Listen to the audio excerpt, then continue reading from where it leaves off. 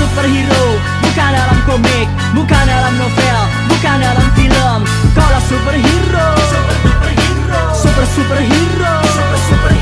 Kaulah superhero, tanpa tanda jasa, tanpa butuh detail, tanpa rencana. Kaulah superhero, superhero. Bambu runcing berhadapan dengan senapan, maut menghadang di depan. Anggap sebuah hiburan, terus maju ke depan, mencoba untuk taklukkan, bebaskan negeri dari segala penjajahan. Mengucur deras keringat, tubuh terikat, berdiri walaupun... Ito po ang aking naisip na tauhan ng epiko. Siya po ay isang bida.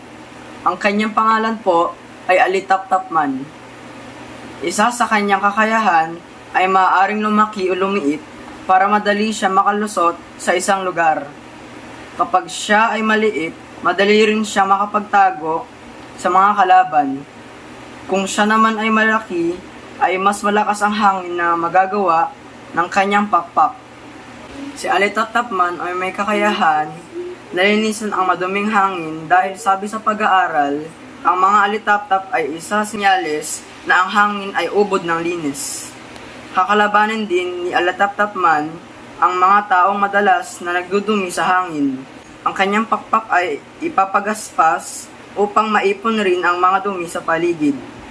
Si Alitaptapman ay malaki ang maitutulong sa atin, lalo na sa ating inang kalikasan. Ayan po ang aking naisip na tauhan.